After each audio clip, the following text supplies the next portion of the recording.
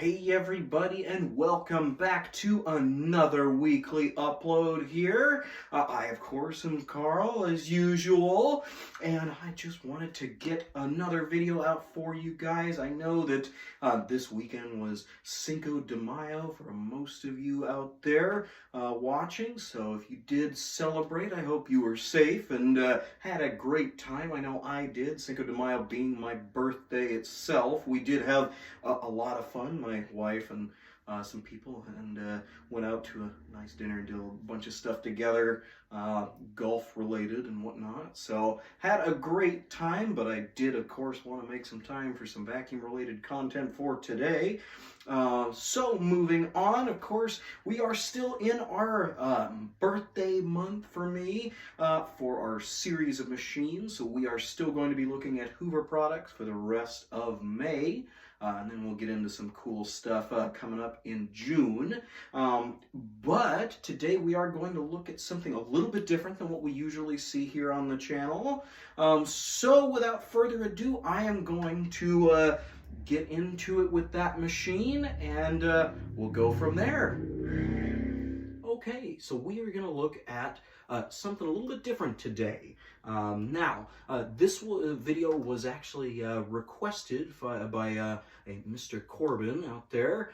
He's actually the guy I got it from, and I am very happy to have it in my collection. This is a lot newer than what we generally see here on the channel, but it was significant enough that I had to bring it out for you guys today.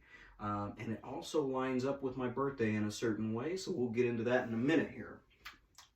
Now, what we are looking at here is a 2004 Hoover Windtunnel Farrington, or Hoover Farrington Windtunnel, depending on which terminology you want to go with on these.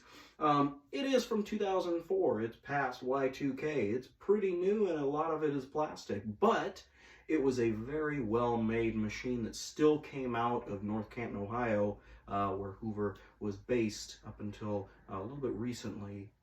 But this particular machine came out in 2004. Now, it says Farrington on it. Normally, wind tunnels don't have that name. So this is a little bit different than a normal wind tunnel in a couple of ways. The wind tunnel originally having come out in the early 2000s, maybe late 90s. Not 100% sure on that exactly, but they are still made today. We see them more with a cyclonic bag technology, kind of like a Dyson these days. Pretty well-made machine. You find them in a lot of retail stores. But this one's a little bit different because it still has the paper bag setup. Generally speaking, you don't see a lot of vacuums with the paper bag anymore. This one also comes with its onboard tool, or its little a turbo tool. You plug the hose onto that and it creates a suction vacuum with some magic and wheels and fans and whatnot. And this one also has the self-propelled feature, which makes it the more deluxe machine out of the bunch that were. The history of the Farrington name, or where the Farrington comes from. Now, as you can see, this machine is orange. If you think about retailers, there's really one that really comes to mind, and that being Home Depot. Now, previous to 2004, Home Depot did still have a contract with Hoover, and they were selling Hoover branded vacuum cleaners, so that really didn't change. But in came kind of the early 2000s, and they started to want something a little bit more exclusive, kind of like how Hoover would relabel things for JCPenney's as Pencrest. Hoover relabeled or labeled the wind tunnel with Farrington. For those of you that are more savvy Home Depot shoppers, you'll know that Farrington's actually one of their retail brands that they sell kind of on the regular. I know normally that's a outdoor furniture brand, but in this case they branded this wind tunnel as the Farrington, and then gave it that this kind of metal flake orangey colored paint job on the on all the parts. And including that is also the turbo tool here, that is also orange in addition to that. So, as you can see right there. Now, the Farrington name wasn't just for this vacuum cleaner. Like I said, this is the more deluxe wind tunnel with the self-propelled feature and turbo tool and all that, but they also had a non-self-propelled version, and I'll show right here.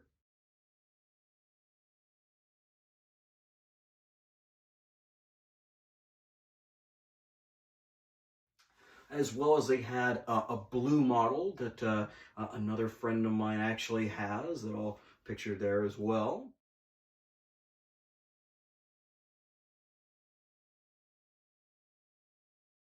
And then there was also found a Farrington branded Hoover steam vacuum that was also in that orange color to match the uprights.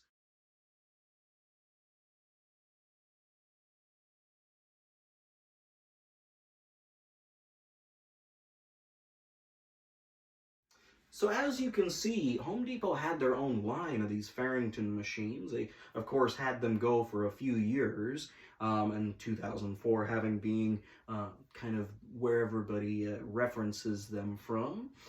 This machine, no different, of course. It still has the Hoover branding on it, which I like to see, but it does have a lot of really cool features.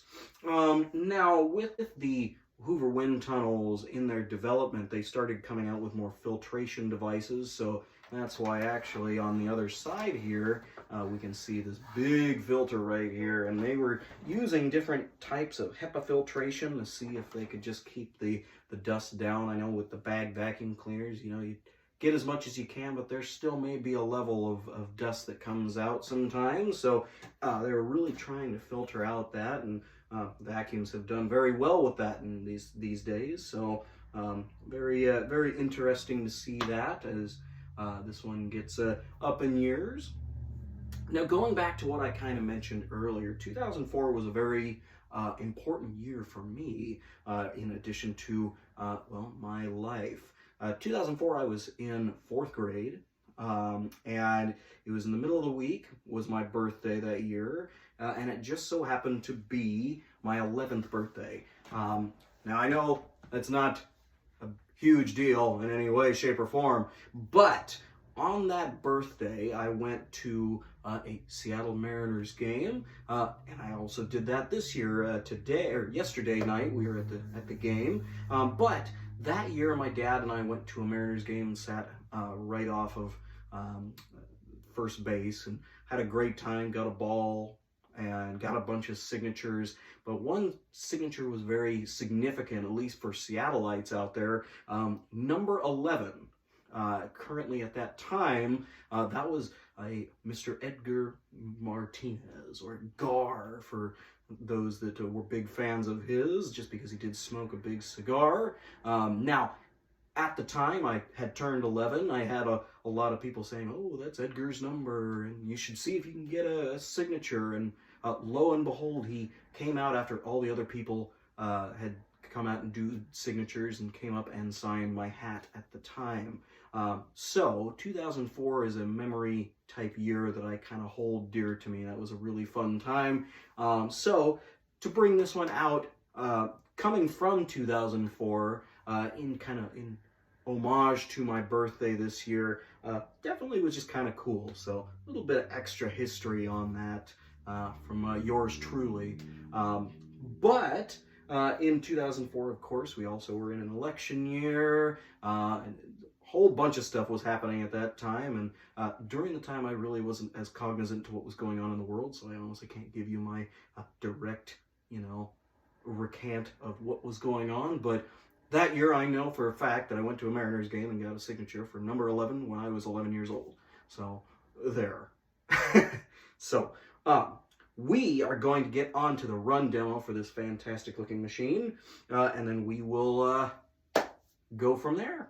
All right, so first things first, in operation of this, we're going to see a lot of switches, knobs, dials, and buttons, all of which do something. I don't honestly know a lot about them. Newer machines I don't know tons about, but I do know how to turn it on, operate, and keep going with it. But obviously we have our on-off switch right up here. pretty standard. And then we have this switch up here. This is what turns on our self-propelled operating, as this handle goes up and down.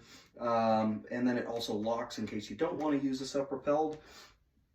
No judgment either way. To be honest, when I used this before, it doesn't really make a huge difference, but it is nice to not have to just across the carpet.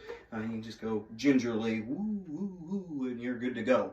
Of course, we also have different things like carpet or hard surface control. So this essentially turns off your brush roll, so you're not just spewing debris back at you, and more importantly on the floor.